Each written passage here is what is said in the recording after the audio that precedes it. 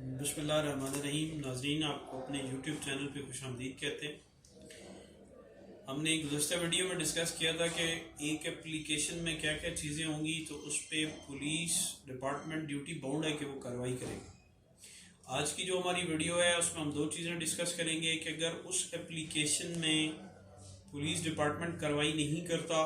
तो उसमें जो कंप्लेंट ऑफ द केस है, ये मुद्दई है, उसके पास क्या क्या रेमेडीज़ हैं। दूसरा जो टॉपिक है ये है कि पुलिस डिपार्टमेंट जब एप्लीकेशन आप देंगे तो उस पर क्या क्या कार्रवाई करेगा। तो सबसे पहले जब आपने एप्लीकेशन अपनी देनी है तो किसी भी थाने में, या ख़ासकर पंजाब में, तो हर थाने में जो कंप्यूटर डेस्क बने हुए हैं, कंप्यूटर ऑपरेटर बैठे हुए हैं, वो आपकी एप्लीकेशन ऑनलाइन रिसीव करते हैं और आपको एक रिसिप्ट, एक रसीद देते हैं जिसपे आपका आईडी कार्ड नंबर, आपका मोबाइल नंबर और जो जुर्म आपने अपनी एप्लीकेशन में अरेस्ट किया है उसकी सारी डिटेल मौजूद होती है, और जो आईओ ऑफ द केस है उसका फ़ोन नंबर लिखा होता है, नेम लिखा होता है और टाइम ड्यूरेशन लिखा होता है कि कितनी देर तक वो कितने टाइम में उस पर कार्रवाई करेगा। अब आपकी जब एप्लीकेशन रिसीव होती है तो आईओ साहब के पास उसकी इंफॉर्मेशन पहुंच जाती है और आईओ साहब अकॉर्डिंग टू लॉ उस पर कार्रवाई करने के पाबंद होते हैं। अगर तो उसमें काबिल दस्तअंदाजी और नाकाबिल दस्तअंदाजी जुर्म, काबिल दस्तअंदाजी जो जुर्म है उसकी इतला होती है तो 154 CRPC के तहत पुलिस ऑफिसर ड्यूटी बाउंड है कि उस पर कार्रवाई करे। और नेक्स्ट किसी वीडियो में हम डिस्कस करेंगे कि नाकाबिल दस्तअंदाजी और काबिल दस्तअंदाजी पुलिस के जो जराइम हैं उनमें क्या डिफरेंस है।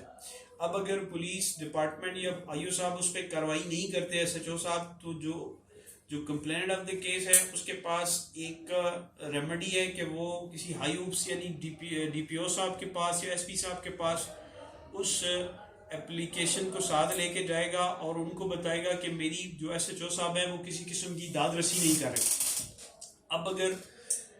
DPO साहब भी उस पर कोई एक्शन नहीं लेते, FIR दर्ज नहीं करते, तो फिर जो कंप्लेंट ऑफ द केस है वो कोर्ट में उसके पास एक रेमेडी है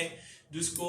22A 22B की पिटिशन कहते हैं। ये 22A 22B CRPC के तहत एक रेमेडी है कि कंप्लेंट ऑफ द केस अपनी एप्लीकेशन के साथ सेशन जज के पास आता है और सेशन जज साहब उस पर एक प्रोसीजर है उसके तहत कार्रवाई करते हैं,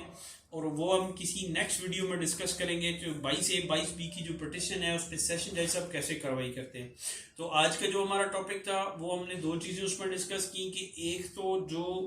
कंप्लेंट ऑफ द केस है ये मुद्दई है, उसने एप्लीकेशन कहाँ देनी है, उस पर क्या प्रोसेस होना है, आईओ साहब ने उस पर क्या क्या कार्रवाई करनी है, और अगर आईओ साहब उस पर कार्रवाई नहीं करते तो कंप्लेनेंट या मुद्दई जो हैं उनके पास फिर जो रेमेडी है, फिर कोर्ट की जो रेमेडी है। तो आज की जो हमारा टॉपिक था उसमें हमने प्रीवियस जो हमारी एप्लीकेशन थी उसको भी डिस्कस किया और उस एप्लीकेशन पे जो जो कार्रवाई होनी थी उसको डिस्कस किया। बहुत शुक्रिया वीडियो देखने का, थैंक यू वेरी मच।